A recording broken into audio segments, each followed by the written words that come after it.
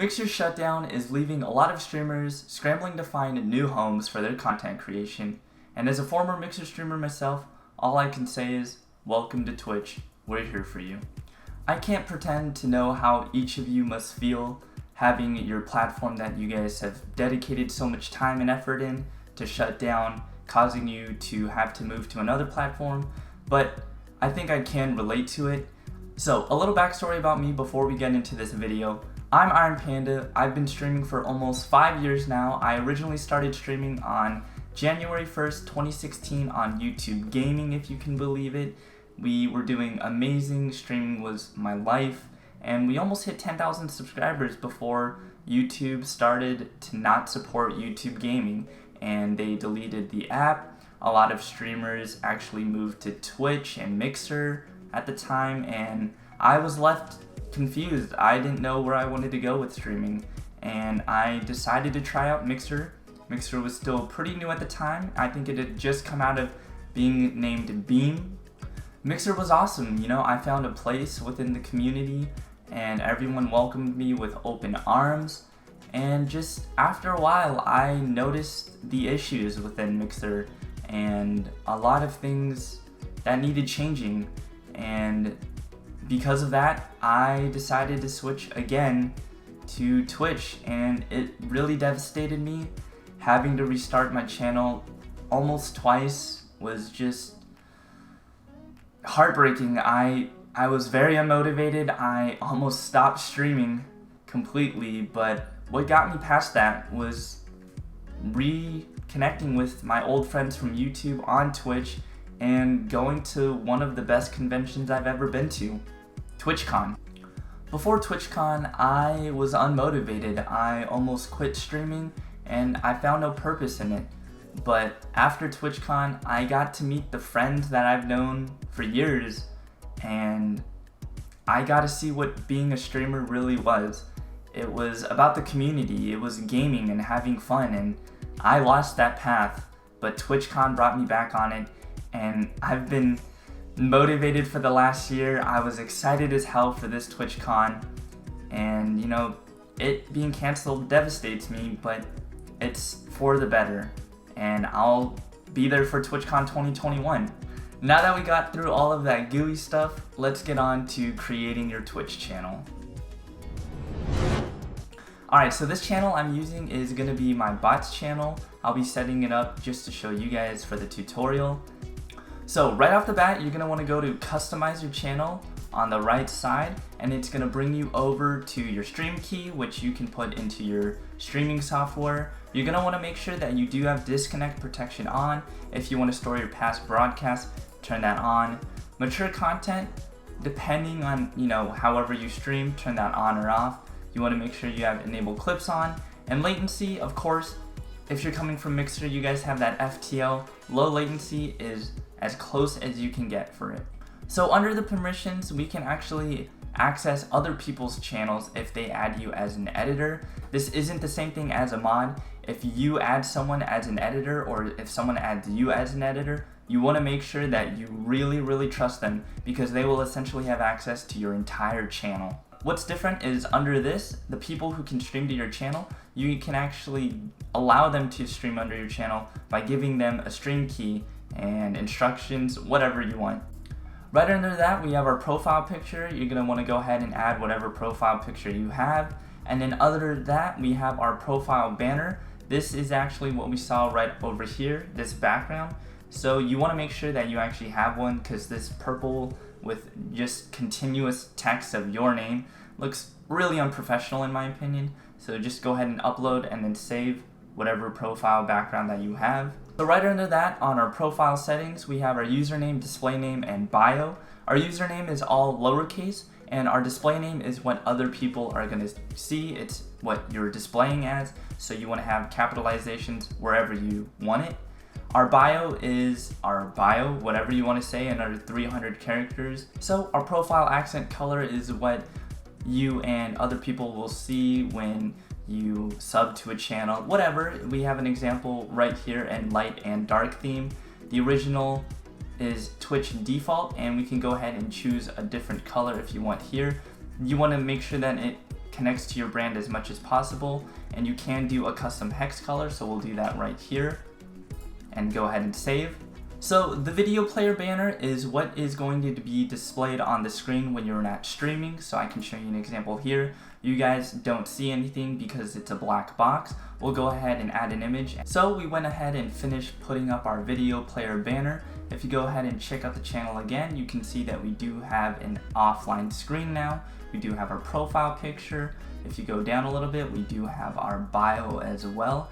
And our social links are what we're gonna add in just a second. So an important thing to note is that when you become an affiliate or a partner, you do get access to channel trailers, which are essentially 60-second clips that you can introduce a non-follower to your channel to show what you are about. Those channel trailers you guys have will be put on the top of your channel. It'll be perfect for anyone who isn't following your channel to see. And as you can see, I don't have one, but I highly recommend getting one. Going back to the channel settings, we have our recently streamed categories. This is something automatic. Don't stress about it. Whatever you choose, whether it's a game or just chatting, it'll automatically show up here. We'll go ahead and move on to our next thing, our social links. Of course, you want to keep that sense of branding within your channel. So we'll go ahead and put Twitter right here because it's the text shown, and our actual link right here, which is going to lead to whatever social media that you're adding. And we'll go ahead and do Iron Panda Gaming. And then go ahead and click add. Once we do that, it'll automatically save. If we click this Twitter link right here, it'll bring us to our Twitter. And if you go ahead and refresh your channel and we go down to our bio, then we'll go ahead and see it there as well. Right here, we'll go ahead and click it, making sure that the Twitter does work. Alright, so once you finish putting in your social links, we're going to go ahead and add your stream schedule. If you do have a set stream schedule that you're following, go ahead and click add a stream, add the start time, the duration, days that you're streaming for, the category, and the stream title if you want. And if you go over to your channel, where you can actually see your schedule right over here, and it'll show your viewers when you're gonna next be streaming, what game you're gonna be streaming, all of that information. The next thing is the streamer shelf, and it's essentially an auto host list, and whether you want to auto host within a specific list that you can actually edit and add onto, or a list that you can actually do from team members, because Twitch does have teams similar to how Mixer did, or you don't even have to host anyone at all. You can just go ahead and click none. Make sure to save. The auto hosting category is pretty much straightforward, whether you want to host people or not when you're not streaming, whether you want to include team members on that list, or if you want to host randomly or by order of the list, and you have a host list as well. A bunch of stuff that you can go ahead and do. On to the next category is raids. You can choose if you want to get raided or not, or you can choose if you want to get raided by only your friends, teammates, and followed channels. The last thing is drops. I would just have that enabled. If you play a game that can get drops, your viewers can actually earn in-game loot just by watching your stream. It's really cool. Make sure you have that on by default. Of course, the next thing to go on to is moderation. So we're going to go right here on our preferences and go to moderation. It'll bring us over to the Automod controls, chat options, and channel privileges. Under our Automod controls, you can choose if you want Automod on your stream. So we're going to go ahead and turn that on. And when you turn that on, you can choose the level of moderation, and you can even customize it specifically for discrimination, sexual content, hostility, profanity, whatever you want. Go ahead and make sure you click save as well when you finish. Moving on to your blocked terms and phrases, we're going to go ahead and click that. Add words and phrases, whatever that you want to add. I would recommend making sure you have, the bad words, of course. I would include also your number or your address, stuff that if it were to ever get leaked onto chat would immediately get captured by the Automod and deleted. On the opposite spectrum of blocking the terms and phrases, you can have permitted terms and phrases. So maybe if your channel isn't as family friendly and you do want to allow certain profanity words to go through, you can go ahead and allow that through so the Automod won't capture it and it'll be seen by everyone on your chat. The next thing is to block links. Of course, if you're a streamer, you want to make sure that chat links that aren't necessarily good links or even safe links to be posted on your chat. So you want to go ahead and block hyperlinks, and it'll block them and delete them all except for if they're posted by you, a moderator, admin, or a VIP, so trusted members of your community. The non-mod chat delay is something I would keep off, just because if people are sending messages, everyone else would want to see them real time, unless you do have trouble with your viewers and you want to make sure there is an extra level of moderation. You can add a delay from when someone sends a message to when everyone else will see it, just so your mods can catch it and delete it if necessary, but I really think I would prefer to keep it off. But again, it is preference. The next thing is channel privileges. You can make sure that your viewers who are chatting have their emails verified. I would personally keep it off just because it's a little annoying to have to verify your email. Unless you do have trouble again with moderation, go ahead and turn that on. Your chat rules, this is actually something that's really cool. So if you go back to your stream chat, and as soon as you click this, it'll pull up a little bar on the top that'll show what you have added here. The last three things are pretty simple. You can choose if you want a followers only mode, having a moderator tools in chat, I would turn that on, and just a list of your chatters and viewers that you've banned. Alright, so once we've done that, of course, if you're streaming on Twitch coming from Mixer, you're gonna have viewers that you've just known for a while that you want to give a special role to show that you appreciate them. So you're gonna want to go over to Community and go to the Roles Manager. And by doing so, you can have the permission to add a role. And by doing so, you can search their Twitch name. So we'll go ahead and do my main account. We'll do Iron Panda Gaming. And doing so, you can just click their name and you can select the role that you want to do, whether it's moderator or editor. Once you do reach a certain amount of people watching and having a certain amount followed you, you can actually get the VIP role, which will actually give them a VIP role that doesn't give them permissions, but it is a cool badge that just shows you do appreciate them. So say you want to add someone as a moderator or editor, you can do it like this by adding them through the channel dashboard, or if you want, you can go ahead and take them out, and by doing so, you can actually do it directly from your chat right over here. So we'll go ahead and do /mod at Iron Panda Gaming, and we'll go ahead and enter it, and you can see right above me it granted moderator privileges. If we want to change that, you can go ahead and do unmod and go ahead and do at the name as well, and it'll unmod the channel. A good thing to note is also the fact that you can have an editor and a moderator role for one person, but you can't have a moderator and a VIP.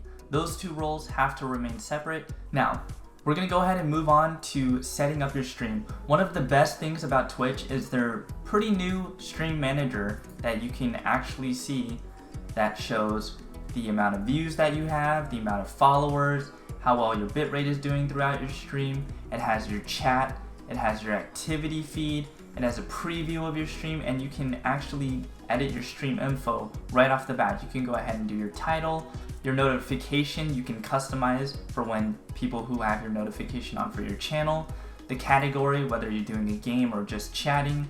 You can do certain tags. So if you're doing a battle royale, you can do battle royale. If you're playing multiplayer, competitive, single player, whatever you want, and the stream language. If you do want to customize your dashboard and quick actions a little bit more, you can go ahead and click this plus sign. You can choose whatever features and quick actions you want to do, whether it's adding a stream marker, adding a description, a clip, hosting a channel, loot gifting. There's just a ton that you can do. So once we went ahead and finished with this, we're gonna go ahead and go to the front face of your channel. And one of the biggest things that viewers notice is your panels. So we're gonna scroll down just a little bit, and you see that it says it's empty in here. We're gonna go to edit panels, and we're gonna go ahead and turn that on. There's a lot of things that you can go ahead and edit with your panels. And I'll actually go ahead and show you my panels for my main channel. Alright, so we're on to my main channel right now, Iron Panda Gaming. And if you go over to our About section right here, you can see my bio, you can see all of my socials linked, and most importantly, the panels. Panels, again, like you guys have on Mixer, are super important to what you display to your viewers. You want to include a little about me, just showing who you are for first-time viewers, maybe your PC specs, rules, even though we were able to add them before, but just in case someone might have forgotten them, maybe links to your social medias, a donate link, a subscribe link if they want to sub to your channel, a leaderboards is always fun, just to add a little bit of competitiveness and to show that you do appreciate those that support your channel. Of course, one of the best things that I see on a lot of channels that I have on my own is the Streamlabs stream schedule, which of course you can go ahead and just click on the schedule, but it's an added thing that you can just add to your panels, whatever you want to customize, however you want to customize. Alright, so going back to the tutorial channel, again, panel extensions are really awesome. There's no end to it. You can actually have a Spotify recently played. You can show your Twitter timeline. There's an endless amount of things that have been created for you to show. And they're really easy. You go ahead and just click activate. We'll do the Twitter timeline. We'll go ahead, click activate. We'll authorize it with our Twitter. Once you went ahead and did that, you just click activate and it'll add it. Once you go ahead and turn off your panel, it'll show what your timeline is. And if we go back to edit panels, we're going to go ahead and actually add our extra panel. So we'll go ahead and remove that since we didn't add a Twitter. But for my channel on this Pimpbot Panda, I do want to promote my own channel in case someone does come across my bot channel. So we'll go ahead and add a image panel or text panel. So once we chose our file, we're going to go ahead and size it. Once we finish doing that, we can click done. And once we do so, we're going to go ahead and submit it. And you can see that once it's submitted, we can unclick edit panels and you see the image there. You can edit the panels to link to a certain thing. So we're going to go ahead and link it to our channel. We're going to go ahead and copy and go ahead and paste it. So if we click submit, again, unclick the edit panels. And if we click my logo, we're going to be redirected to my main channel. If you do want to add some description on what your image is, instead of just saying the image, we can go ahead and re-edit. We're going to go ahead and say, Iron Panda is the owner of this bot. Check out his channel by clicking the link, the image above, and submit.